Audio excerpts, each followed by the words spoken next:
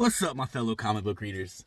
Guys, I wanted to take a break from reading like new, current, modern stuff, and because what really got me started in the comic books was the original like Incredible Hulk comics. And this Saturday, I think it was Saturday, we were out, or maybe it was Sunday.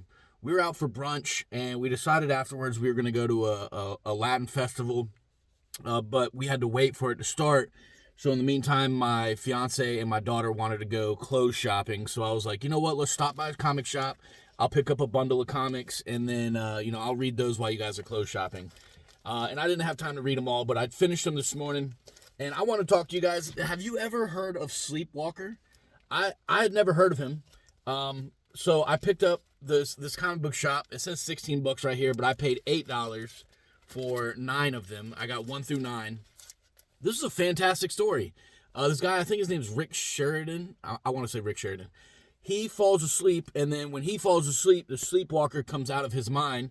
It's an alien from another planet, but he's trying to figure out, not necessarily from another planet, but from another plane, I guess. He exists in the sleep realm, but he has a nemesis that has kind of like trapped him inside of Rick's mind. And when Rick falls asleep, he's able to come out. So everybody at first is kind of like convinced that he's a bad guy, but he's like going around he's a good guy. He just looks like a bad guy. So he gets a lot of heat for looking like a bad guy to the people. But this is a fantastic series. It has a lot of big names, big name people. And this run took place during the Infinity Gauntlet. I will say there's a little bit of confusion for me because in between 7 and 8, like 7, Rick is gone because when Thanos snapped his fingers, Rick disappeared. But in issue 8, Rick is back, and they're acting like nothing ever happened. So that was a little confusing. And I only have 9, so I'm going to be looking for number 10.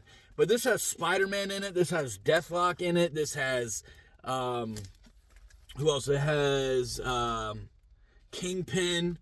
It has a couple of different like big heroes on villains, and the last one was Lullaby, which is another one I never heard of. But if y'all are looking for some classic Marvel stuff, 8-Ball's in there too. This was extremely fun, and I'm going to be looking for issue number 10. I'm actually going to go look for it here in a little bit at a local pawn shop that has old stuff. I'm going to go check it out and see if I can find issue 10 or some more of this, because I was really into Sleepwalker. I'm really enjoying this. But guys, if you're not going to take my recommendation and read Sleepwalker, definitely look up a little bit of the lore because it's pretty cool. But make sure you do pick up some today, read it, and stimulate the mind. Have a great day.